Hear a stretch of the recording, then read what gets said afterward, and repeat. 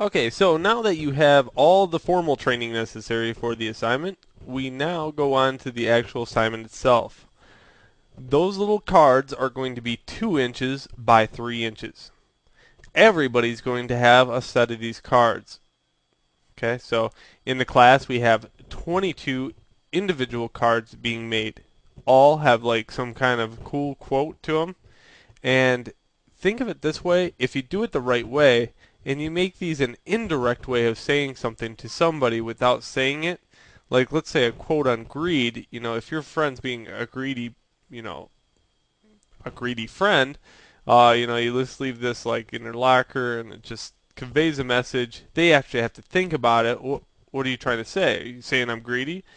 It's just a way of making a quip on somebody real quick without them actually, getting it. So that's what I'm kind of treating it as. These are kind of like attitude cards.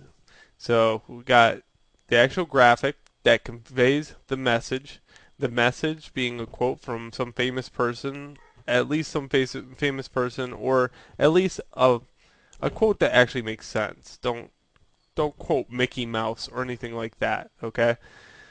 And then you're going to lay the 2 by 3 cards, as many as you can, on one 8.5 by 11 sheet of paper. Now, look at my layers. Okay, I have layers.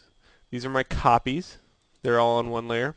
My blue lines are all on one layer. My text, okay, this is my master. These are my slaves. Okay, that's why I see it as.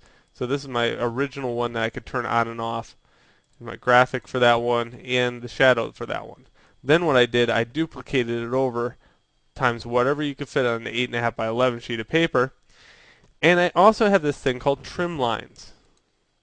Okay, if I turn off the blue lines and toggle the trim lines, you can see these are just black lines that run between the cards. And they're running in actual back of all the cards. So they don't show up at all.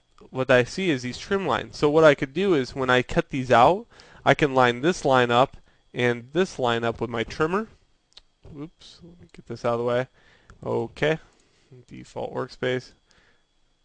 And I can line this line and this line up with my trimmer, and I know that that's where it's going to cut all the way across in a straight line. So trim lines are required. They're just black lines using the line tool, and make sure they are on the bottom most layer. Also, I want to print out or a actual JPEG of this. And I also want a PDF so I can export it.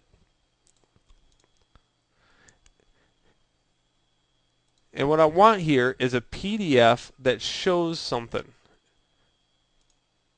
Make it Acrobat 7 and make it create Acrobat layers. Okay, so if I export,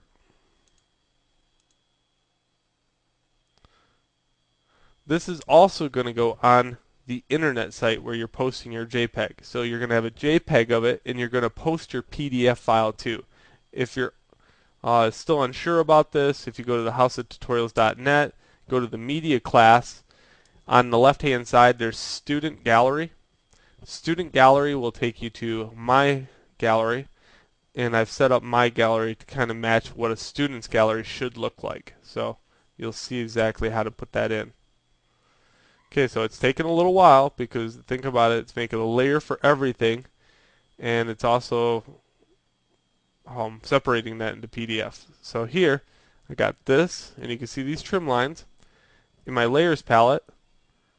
So when you go to an employer and say, hey, I can do this, you can show them exactly the use of what you did back in Illustrator, back in Photoshop, back in the PDF, and how it all ties together just by having this document. Because now I have my copies that are turned off, I have my text, my graphic, shadows, background, and trim lines. Now if I was using a very robust workflow and I wanted to change something down the road, I could do that in my InDesign document and then make a new one of these. But it's a very cool thing to hand out this to somebody and say, well, you should just turn on layer 2, you'll get a much different look on things and you'll understand where I was coming from, because I see in a lot of people make PDFs that have different variation of the same graphic or same thing but in different colors. Let's say maybe nobody likes him in a brown.